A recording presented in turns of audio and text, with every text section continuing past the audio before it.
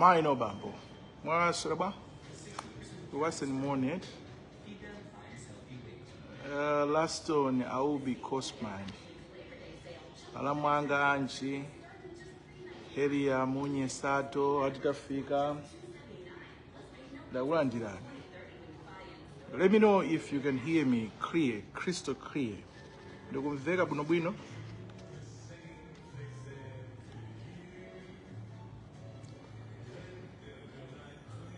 Chembegezo, Ziko Mwambiri, thanks for joining. You know what? I just realized today, Niradzuka nimayanga na masiku, kuta kumadu, pachichewa pali mawu, amati masiku atsendera uchitseko, right? Tatsala ni masiku ochepa kwa basi. I think about 17 days. 17 days, we need to make a decision. It's very frustrating maga kudziwa ne decision imwe takati kupangayo ikayonena kuti mwina yosathandiza komabe we have to do it.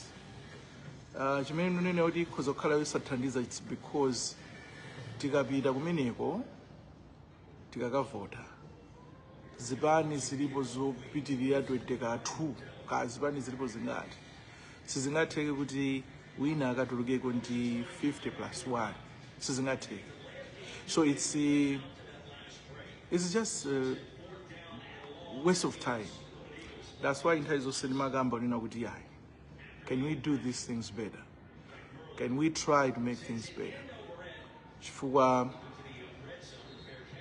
anthu andale onthondale amatiseweretsa kwambiri. Okay, last one ati mukumveka bwino. Yeah, anthu andale amatiseweretsa kwambiri. And apapa zimene akuchita zisankho zimene tikuchita padakali pano technically ndi zisankho zawo, because akufuna apimane mphamvu. Ndinayankhula zimenezi kuti afuna aone kuti kodi ndi chipani chiti chimene chili ndani masupporters ambiri. Ndiye akafika pa level number 2, what is going to happen is atingana the big ones amene aenda anthu ambiri ndikunena kuti ndipangererani ndikumene kuti abwereno kuti awa agwirizana ndi awa agwirizana ndi awa ina anoti ife situkaimanso tiye nonse masupporters athu kazovotere nawo because of ma alliance ma coalition amene adachitike pakatipa after titakavota. Chifukwa panopa ngati sipachitika china chilichonse palibe amene adapezeka kuti watsogola sizitheka. Thanks Tandi Malawi for joining. So ndizomvetsa chisoni koma we have to do it. It is your right, it is my right, it is every citizen's right kukavota. It is very, very important. Tisafike pa point yonena kuti kumaona ngati kuti chifukwa choti andala kutiseweretsa we don't have to do it, because you know what, if you don't do it ndiye kuti muasi amene anthu amene sakufunikawo kuti apambane, and that's not what we want. And we already know the agenda ya anyamata MCP zimene anachita. Let me tell you this, manumbers a anthu amene anakalembetsa kwambiri mukapezeka kuti ndi ayiwo acha chifukwa choti iwo they want to stay in power. Ndiyeno tikabwera kwa anthu ngati ino ndi ine Mishek Katumba, thanks for joining. Chimene chimachitika nchonena kuti timanena kuti ndiri kavotera ndani dzana lomweli ndimayankhula pompa timanena kuti you know what, zikuoneka ngati kulibe munthu amene tifuna tingamvotere, zikuoneka ngati zinthu zasolobana. Ndiye ena amanena kuti inenso basi pano pasindu ukavotaso chifukwa choti sakudziwa kuti koda akavotera ndani. Ndiye timanena kuti among the blind ineyo mukaonako kuti komatu pabola ako apo ndiye tingapange bwanji. Dzanaso nalimbanso post nanena kuti osakavota ngati mwamwatseke denge ngati mwaledzera ngati mene titachitira pa dzana mucha, because future imene tikuyipanga pano 5 years tikuoneka ngati zaka zochepa koma ndi zaka zambiri. 5 years muganizire kuti ngati muli ndi mwana akupita ku school kapena mupita ku school lero mukhoza kuyamba college pomatha 5 years mukhala muli ndi degree, ndi zaka zambiri. And zakazo sikuti zili pazokha zikuyenda nafe limodzi. So tikamatha 5 years ngati muli ndi zaka tingoti 30 pomatha 5 years muzakhala mu zaka 35. ngati muli ndi zaka 35 ndiyo ndipo matha 5 years muzakhala muli ndi zaka 40 zaka sonaso zikutsogola. And the only generation lero ndimayankhulanso mamawa ni munthu wina wankulu timakamba zomwezo kunena kuti ifeyo ngati sitingapange zoti tisinthe zinthu pano, no one is going to change it. Ife ndi anu ake onena kuti titsogolere zinthu kuti zinthu tingasinthe bwanji. Now the purpose, the goal yoti tikambirane lero ndionena kuti kuyankhula ukuku kumwe timayankhulako it's not enough. And you should understand kuti ma politicians now afika ponena kuti atizolowera. They are used to us. They are used to us talking, coming online, kuyankhula, kunena zambirimbiri, mwakuti awapanga zakuti wadzudzula. We are not going to stop though. Koma, it is time that we need to change the approach. We need to change our strategies. Ngati tikufuna dziko lathu tikulifunira zabwino, tisinthenso machitidwe athu azinthu. Ndikumene kumabwera no mindset change kuchi. Tikasintha maganizidwe athu. Once we do that, once we change our mindset, the way we think, the way we do things, tipezeka unoti zinthu ziyambaso kuyenda bwino. And tiagonjetsa anthu amenewo. Pano panafika pa level janena kuti zomwe timayankhula azama kuti asiyena ayankhula amenewo, akayankhula azitha. Kukabwera akapanga expose zinthu zimene akuchita mboma, iye asiyena anene zimenezo akanena zimenezo zitha ife tipange zomwe tikufuna. Now, another point, ndimakamba aso lero mamawa. Ndionena kuti anthuwa mukaona palena akananena kuti inonso mutakhala muli mboma mungapange chimodzimodzi. And at some point nimati I cannot agree with you. Adiya inonso mutakhala mboma mungapange chimodzimodzi. Ndene ndinawunikira azitsogolera athu onsewa. There is one thing that we are very different. Chinthu chimodzi koma anthu onsewa ali nacho. Ndika greediness kamphamvu kofuna power. And that hunger yofuna power ndimene mapangitsa kuti akalowa mboma muja akhale very self-centered. Akafika mboma muja chimene amaganizira ndi chayiwo, you see kuti akalowa lero panopa ndalama alibe, komanso mudzoti nthawi kampeni ngati panopa akubwereka ndalama mbirimbiri, and azafuna kunena kuti akabwenzeretse kumene kuja akapatse anthu amene apatsa ndalamaji. And akapita kumene kuja akamakabwezeretsa, you know what is going to happen? After akawina azafuna kuti akapatsa, it's like appeasing policy, right? Akapatsa anthu amene ajawa iwo ajaso afunaso adyeko. Komanso kumabweranso enanso makatakweso ena amene iwo ntchito yawo zimene amachita ndionena kuti amafuna kugula ngati njira. Nde amakapita kukahonga kuti inu congratulations eni 3 billion ife timapanga zakuti kufuna titambisa mgodi tikuthandizani mwakuti ndiye akapatsa ndalama ngati zimene zija zimakhaso zovuta anthu ngati apena ajawa kunena kuti akanize patsogolo pano because they have helped them. And ndalama ija akamayiona panopatu, let me tell you this, kuboma kuja anthu aja amaona mabiliyoni, ife timaona ma 1000 ma 200, but these guys amaona mabiliyoni. And akayiona billion imene yakuti kulowa nthumba, why they are happy. And that is why you see what is circulating right now, zija za ukhoti kumadaba kuti munthu mmodzi within 4 years list ya magalimoto, the fleet imene akupanga on amwene magalimoto over 30, 40, 50 for what? And ndalama yake yachokera kuti, ndalama yake kuchokera kuti kweneneyo 30, 50 cars. And ena ambiriwo enawo mutizibwezi enawo ongo kuma pina pamwe kumadaba. And then pano katangale wawo pamene wafika ndiponena kuti anayamba kuchangamuka because they know kunena kuti pano pamene akubamo boma kungosintha, ndiye kuti anthu azakhala kunena kuti akwakwenya pa khosi. Ndiye pano zimene amachita ano, they started opening foreign accounts. That is why I said the other time kuti kungoti ine ndalowa mboma, the first thing that I'm going to do is ndizapanga partnership ndi maiko ena onse, and we work with them nkwauza kuti makosana we are poor. And we are poor not because we don't have the resources. We do have the resources. But the problem is my politicians ndanini amaba ma resources athu, ndalama zathu. Ndedu kufuna nokuti aliyense nzika ya dziko lathu la Malawi ku dziko lanuli mutiuze what do they owe, what do they have, or what do they own. Accounts athu mutibangire expose wife. This is a partnership and we can work with them. And you are jatuza because it doesn't matter umuntu akagatse ku account ku dziko lina amakhabe ni ma records. Thank you so much. Listen, is that Ayatullah Rich and Tandi? Thank you so much. Hey, ndiye kuti zibe zikaonena kuti anthu amene aja apangidwa exposed because we started asking questions ndame zimwe zilenga kuti. That's why so nanena kuti the next government imene ikubwera panopa tikuyenera zija kumayankhula manganyazi zija ngakhale manganyaso naye kupanga strategy yake koma zimene kumayankhula manganyazi zija zofunikira kulowa mboma pakuyenera pakhale accountability. These people amene akuba ndalama ngati sakuganizira kuti kuli Malawi, we need to bring them up front. Could you please tell us, more especially these government officials, tell us muli ndi manyumba onsewa 300 mamansion onsewa muli ndi manyumba properties maiko akunja onsewa mwonabe zabwaji, because we know salary yanu inali so tifotokozere aini mapanga business. Yes, show us business umwe mapanga ndito, and we need to see those accounts. And if they don't prove those, tiwena kuika malamulo basi. Malamulo ake ndonena kuti tipange sizi zinthu ngati zimene zija tikazipanga zimene zija kodi kamene kasuka kuluka kachokera tikazipanga sizi zimene zija tizigulitse mu dzina la boma tithandizire anthu amene akuvutika. Lots of Malawians, they are struggling right now. Very few Malawians, they are enjoying.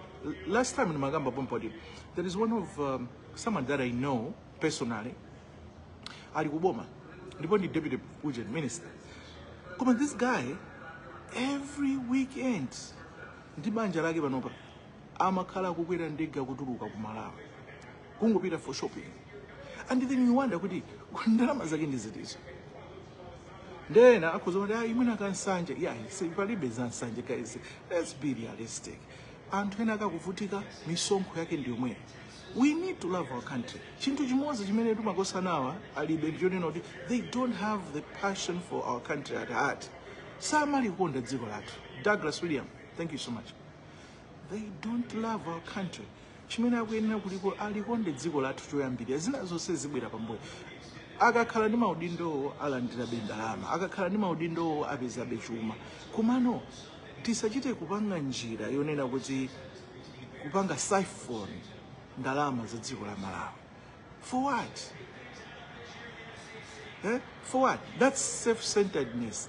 Kuti basi bora ine ndilemere ine ndalama. Imagine they are reaching a point of kumagula ma properties kunja ngati kunoko konena kuti sakhalako akuita kugula ma properties akateno you adziwe kuti alimera. You know, these two things. Amanena kuti munthu akakhala ndi ndalama, you have power, right? And that's what they want. They want to show that they are worth, they are rich, and then they have the power. So let's go back to our topic today. We need to find new strategies. Yonena kuti we should fight with what is happening right now. Dziko lathu tilikonde, we should love our country, and tikamayika azitsogoleriwa. Tisanayambe china chilichonse tenta aunike bwinobwino. And it doesn't matter kuti mumasupportera chipani chanji. Emerson Navaya from Chirobwe, thank you so much. Lesani akuti banja ati ine ndikuona kuti Malawi titagwirizana ndikuyika lamulo pa atsogoleri. I'm sure dziko lathuli lidzasintha. Komano malingana ndi malamulo, that is very true. Listen, koma malingana ndi malamulo ife tika bwanje malamulo sitingaike channel yake tikuyena beridutse through the parliament, and kumene kuja kumene atakakhazikitse malamulo. And hokakhazikitsa malamulo ndi anthu ake omwewa. So they will not do it because they know kuti once they change and put malamulo amene mukaganiza kuti ndabwino ndiye kuti iwaja mwatsekereza mipope kapena mutsekereza mipata imene amaberako ndalama. So they don't want to do that. Maona, that is very unfortunate thing, and it's very sad. Nzomvesa chisoni. Okay, so nkhani zambiri ndi zimene ndifuna ndimve makomenti a Chipiriro Salamba munasowa ufumu zikomo kwambiri. Thanks for joining. Ndiye masiku 17 ndi amene atsalawo, masiku akuthera kuti tseko T-Bone, thank you so much. Chimene chikufunika nopanopa. Forget about the political parties. Pa makandidates amene tili nawo tenta awunikire bwinobwino. Chinthu choyambirira chenjeni MCP tuluke mboma. Izi zisikukamba somu pchezera situkamba simudani and mukandifunsa why ndikuzana unena kuti ngati simukwanitsa kuitusa MCP mboma panopa simudzakwanitsanso kuitusa 2030 for ikhala kuti yamerano mizu kwambiri.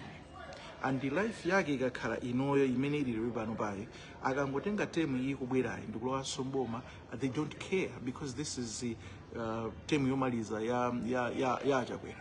They will end up doing anything that they can do. Ndoti life will be stiff. Tisafike pa Zimbabwe. Inde tikukwandikira ku Zimbabwe kuja koma tisafike pa point imene ichayayi. So choyambirira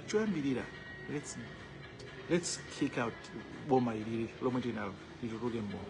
Chinthu choyambirira. Now the second thing is, okay, tikamalitulusa ndiye tikavotera ndani tsopano. Chifukwa that's another question imene anthu ambiri amabwera pano mafuso. Ndiye muti kodi tsopano tikavotere ndani? And everyone is looking at me kuti mwina ndisankhe munthu woti tikavotera. Padakali panopa umayino bambo, let me tell you this. Tikhala anthu anzeru kwambiri. We should take all the politicians amene abwera akuzipereka kuti afuna khala tsogolera athu.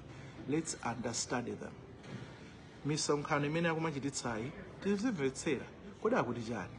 Kumvetsera osati kuti to be captivated kapena to be persuaded kapena kuti ife titengeke nawo, koma kumvetsera kuti kodi chengena akufuna ndi chani.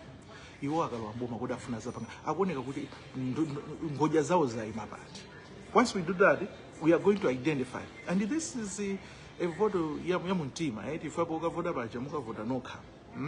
So tikadeno tisankheko munthu amene akuoneka kuti ngakhale osati kwaona kuti ngachidima koma abe amene akuoneka bekuwala pang'ono tenti avotera amenewo tione kuti tipita chitsogolo bwanji. Because right now if you ask me kuti lero tingovotera atu kapena DPP lero tingovotera ndikuwuzani kuti I will give you zitsanzo zanga zambirimbiri why I wouldn't even vote for them. Koma but what are we going to do now? So that's why we need to understand them. Once we understand them, amene akuoneka kuti betereko tenta avotera amenewo. Masiku 17 sikudali. Tikudziwa tikapangalirani, then you know we'll see what is going to happen. And once these people come together, my goodness.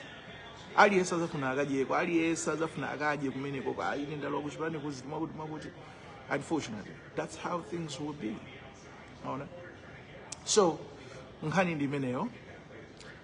Nkhani yachiwiri imene ndimafuna tikambirane pano ndionena kuti tisamangoyembekezera zitsogolera athu kuti asinthe zinthu. Obre zikomo kwambiri Obre Muhango ati tisamangoyembekezera ndinene kuti tisamangoyembekezera boma kuti lichite zinthu. Ife also we should be on the forefront. We know that boma limapanga play huge role mu development ya dziko, more especially economically and politically. Amapanga play role yaikulu. Komano ifeyo ngati wanthu kodi what are we doing? Tikudziwa kuti zinthu zina timafuna tapanga zinthu zina zabwino koma aboma amakhala ngati akutitsekereza, komano ifeyo ngati wanthu what should we do? Ni makambaso zimenepo. Fabu P gift, thank you so much. So this is my proposition. Ndimanena kuti lero lomwe linonse I was talking to Mutwina wankulu kwambiri. Ndinayambisa initiative. Nanena kuti let's talk about the infrastructure development. Tikudziwa kuti ku Malawi nyumba zathu nzosaoneka bwino. Maplot amene tikumagulitsana ndi aja ma 15 by 30. Yet we have Linda Zaone, thank you so much for joining. Uje na maplot amene timagulitsana ndi ama 15 by 30 timaplot that we want to go on. Yet we have what we call the agenda 2063.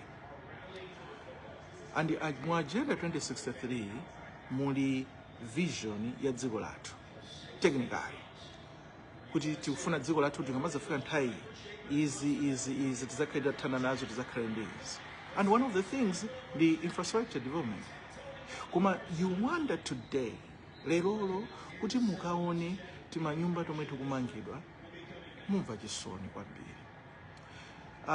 kuti mukaone ti ma design ta manyumba tikumangidwa mumva chisoni kwambiri. And this does not mean Malawi doesn't have ma architecture kapena anthu ma town planners, people who can design beautiful things. We do have them. The problem is munalo wa collapsion system. Come on, we can do something. So let me tell you what I did. I reached out to one of these companies, amene amagulitsa malo, anandigulitsa malo angapo, and I was not satisfied, but I had to propose a solution. It was a proposition. Now, Zawiti, can we work on something? I want to help you out. Instead of magulitsa malo ititama 15 by 30, tabeza land inageti pake road. Land yaikulu, customary land, amati customary land yochokera kwa mafumet. Mukapeza land imene yaikulu iyi, then pangani partner ndi alanzi, pangani partner ndi mafumu, pangani partner ndi anzathu ama utilities, komanso pangani partner ndi anzathu aliko. Kunena kuti mukamagulitsa malo ngati amene acho, komanso pange partner naso ndi ma town planners.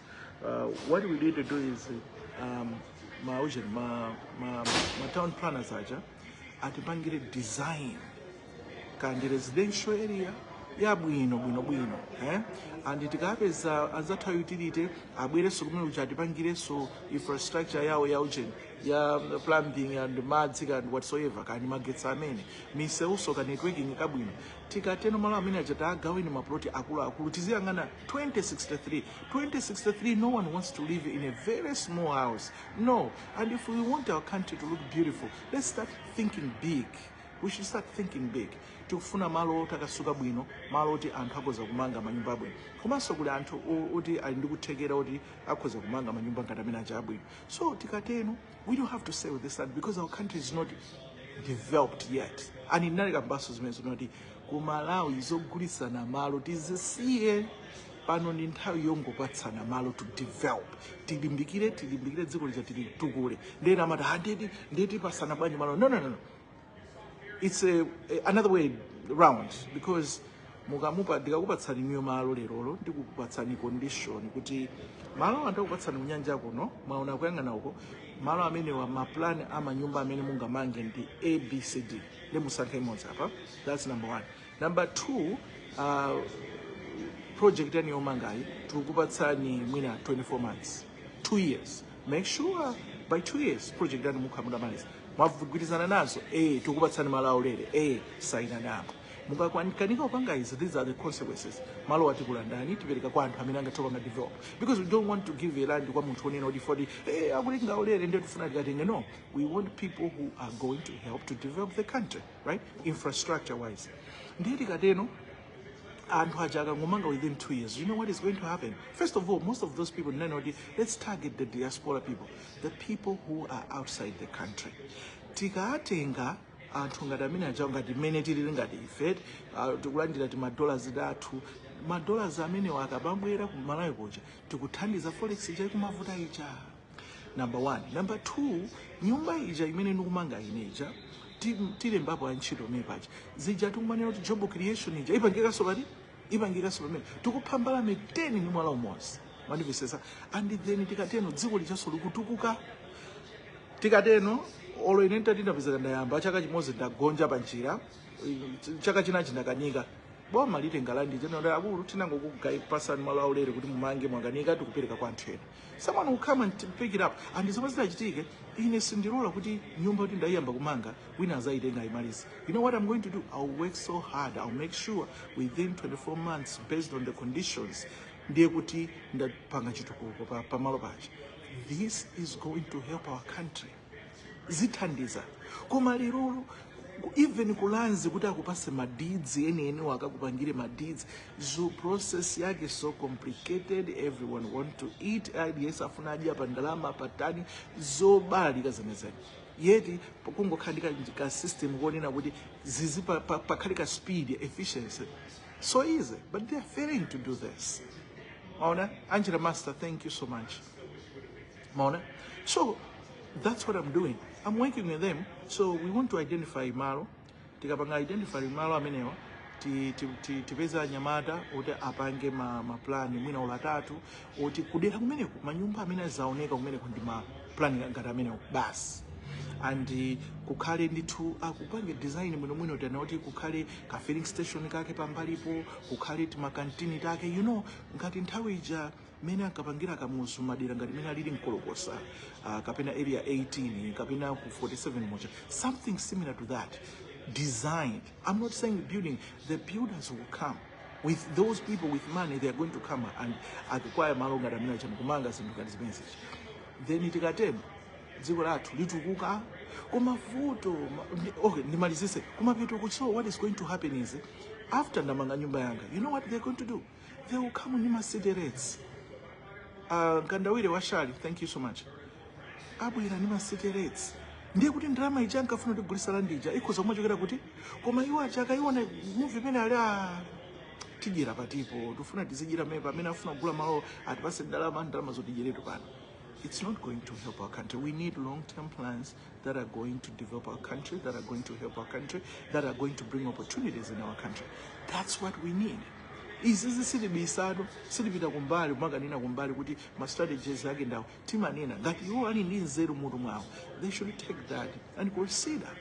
Simple. Kuma, is that happening? Unfortunately, it's not happening. Maona vuto lokhala ndi anthu ajera, atsogoleri ajera, atsogoleri andali iwo chimene amayika patsogolo ndi politics. That is the problem.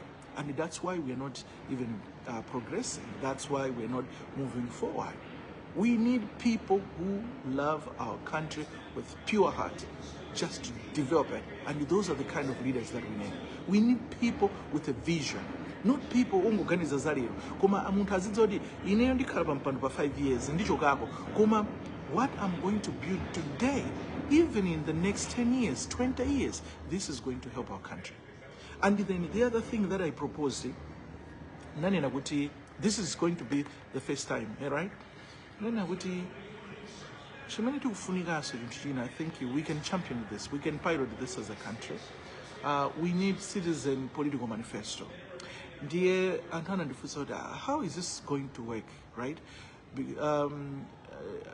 Tik by Salichipuru small fair mango dots, but why road the pass in Malawi? Exactly, Muram. So here's the thing. Nani nakuti. The other thing that we need to do Malawi as a country,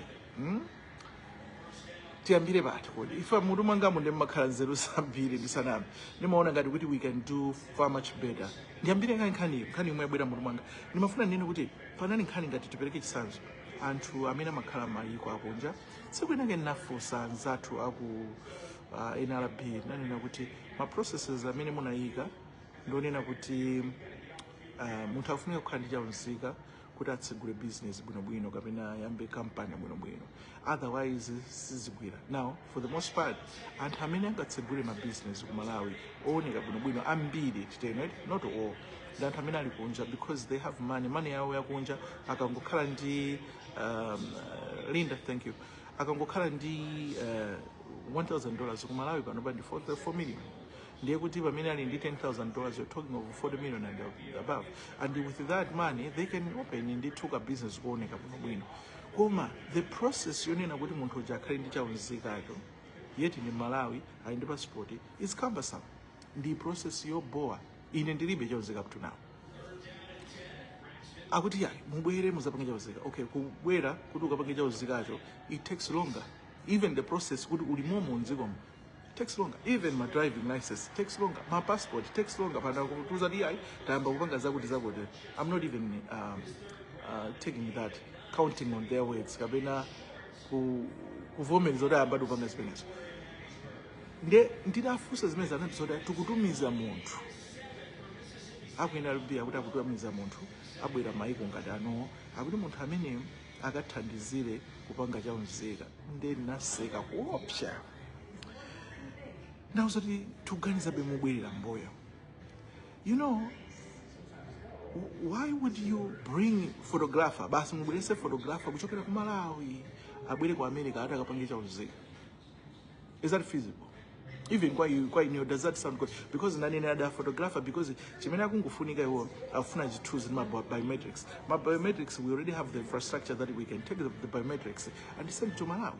But why should we send someone specifically I would have uche chaunzika ku America akapangisa chaunzika ku UK.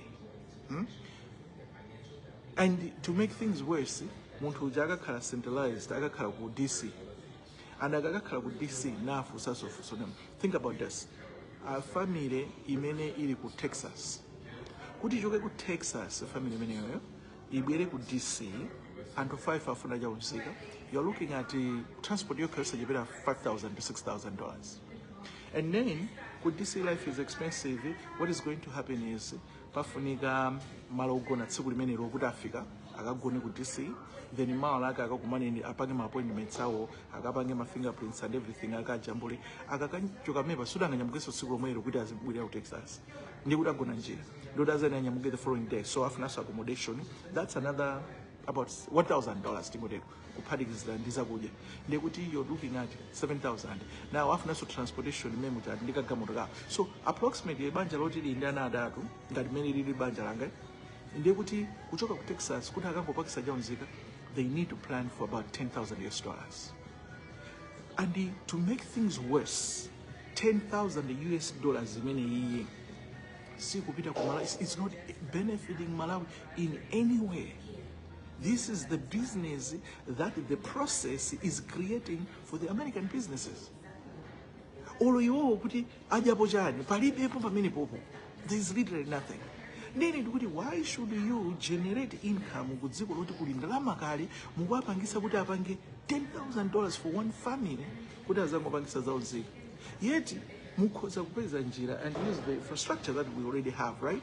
Infrastructure imene tili nayo kale yongojambula zithunziyo, and then tiacharge anthu aja kunoko olo $200 ndiochepa kunoko, koma aliyesa akondwera kunena kuti alipire $200 ampangire chaunzika, and those $200 ikupita straight ku embassy, ikupita straight ku NNB. That $200 is going to help that function there, is going to help kaya ndi kumudzi kuja ziwoneka kuti tima $200 wefa pano patu ndi 1 million kale moyona, so it will help. So ndalama imene muchito zoti this money purely is going to Malawi, but they don't want to think like that. Ati kuti chakwera ndi MCP ati dziko kapena kuti ulamuliro au sialite. Okay, that's what we are talking about. Listen, zonse zilengera inuyo maganizo anu kuti kodi tipange bwanji masiku 17 akubwera maona. So it's very unfortunate. We are particular crisscross. That's where we are. We need to do something very different. Tipange zinthu mosiyana, tingolikonda dziko lathu, osatengera kuti ndino achipani chanji, osakundira kutengera kuti mmakonda atsogoleri wanji, komano kuyambira teni tilikonde dziko lathu. Tingolikonda basi, tilikonde dziko lathu. I want to see boma limene likangotuluka, boma limwe tabwerero, of course busy ndiyo izakhale yonena kuti let's develop the land, koma on the other side I want to see accountability, anthu onse amene aononga zinthu aboma lapano pali tizafuna kunena kuti anthu amene they need to bring them kusogolo kuti ayi magayizi munapanga izi kaya azathawa tikapeza komweko dzulo kuno ku America munthu ina anathawa anapita dziko lina antumiza ambweretsa konkono. So amene utize kupanga partner with those countries, anthu ngati amene aja they need to bring them back. Aononga chuma cha dziko, they need to pay for that. They need to face the consequences. They need to face the law. That's what we need to do, guys, right? That is that. Ngati muli ndi mafunso lero I just wanted to have a chat with you guys. After this I'm going to the state fair, then to the state fair. Yeah, I'll take you through there so you can see what our friends are doing, because we learn from others, right? That's the whole thing. We need to learn from the masters. We need to learn from those people who are doing well. And amene obanga bwino tend to puzzle kwa iwo. Chazamuli kumbuso ndi dzulo ni magamba za misewu yambiri yakuno anayipanga ndi cement, yeti panopa ku Malawi tikuvulika cement koopsa. Ndimafuna I wanted 500 bags, koma you'll be surprised for my building project. Koma ndipatsa matomba kandi 5 kandi 10 toka kunena kuti kwina koso ndizachite sopira soko kagula for cement kulipa kunoko akutenga cement akumangira misewu. Then mati what is the difference? You see, now my resources, my raw materials, because of cement. But because the government, the politicians don't want to prioritize the things that are going to develop our country. I want to prioritize things also alimented some company. Koma makampani ako alimenetsa jandadio nda Malawi makampani ako alimenetsa jandadio ndota kwa alimenchiro ya Malawi akupeza ntchito umeko job creation ikuchitika komanso at the top most generation ya income dziko imene ili economy ikuyenda bwino iwaja ma taxes akamaka charge ma taxes where are they getting them from? They're getting them from there. They don't even understand like that. That's why manena kuti media anthu andale imakhanga njowuma ngati njere za business. And however, media njowuma ngati njere za business. Koma sometimes ndikakhala nawo ndikamaya kusana nawo azitsogolera anu amaoneka kuti zimene ndikambazi akuzidziwa akumva akuzimvetsetsa but they just choose not to do it deliberately. Hilary Ngoma, thank you so much. Ndikamacheza ndi azitsogolera anuwa face to face yonje ndikamkusana nawo kwasa guys kodi apa bwanji simupanga chakoti apa bwanji simunapanga chakoti amaoneka kuti they are akupanga here and akupanga understand and they know kuti this can help our country but they choose not to do it deliberately. And my analysis nini nakuti amadziwa kuti akangoti apanga izizi ndiye kuti asowapote ajere ndalama ajera kuti imagine kumakalimbana ndi nkhani ya AIP today dziko lathu pamene lili pacha AIP ilithandiza chani AIP kumbuyo kusebwe khaisa kuti ithandiza koma we keep doing the same thing. Why? Why? But it's because they choose Amazon AIP kuja akapanga budget 150 billion kena kwa zina 90 billion ya kuma logistics 60 billion independent kulia fertilizer so amina ukagulidwa apatsidwa ulere wa kulasha. In I always say guys we are not thinking. Number one, we need soil sampling ya tuyadziko lathu tilinganye madambira achoka pa ujene paja pa bunda paja akhale pansi amene aja apange zimene zaone kuti kodi ndi what type of fertilizer do we really need for our soil, because our soil is different as well. If you go to central region mukapeza katondo mukapita kumulanje kuli makande right mukapita ku southern region kuli madothi osiyana ndi tizilengera dothi la kumene koko kodi chimene chingayende kuno ndi chani chimene lingathe kulima kuno ndi chani fertilizer amene angathe kugwira nthaka imene ndi woti then anyamata amene aja aphunzira masukulu awo abwino pa bundaja they should come up with that fertilizer and our focus is akhale kwambiri ku chemical fertilizer. We should focus much on organic fertilizer because amapanga restore fertility mu nthaka. That's what we need, right? Nizimenezo zomwe zikufunika lomai no baba. So koma chinsisi osamapya mtima chinsisi take it easy. Time is coming when you, me, and everyone else, I mean, will have the opportunity to make these changes. Let's go and vote for those people we think they can transform our country, they can change, they can bring betterment for the lives of many in Malawi. Okay? Mondroni non dibite no tsobanet. I think the ankulana ziko mwampiri kuti you spend munalolera kuchosa kanthawi pa nthawi yanu tsiku lalero kuti we should talk. I'm going to the state fair ndikutengani nthaina. I'll come live. I will just show you some of the things that is happening there. Mwina next time also na feso tingazambo makhani ma state fair ngati amenewo. Koma other than that imongondani. Remember tikabwera pano sirinyoza wanthu. We don't have time kunyoza wanthu kutukwana anthu zimene timafuna ife ndizoti tikambirane kuti kodi how can we develop our country collectively ine ndiye nausewa tikateno ndekuti zinthu zikhabwino it's obeisant. Yes my brother, thank you so much. Mubwerera muona ndithu mupenya ka video kameneko. Yeah. Zogamba zimakhaza mbili. Okay? Idzipita. God bless Malawi and God bless you.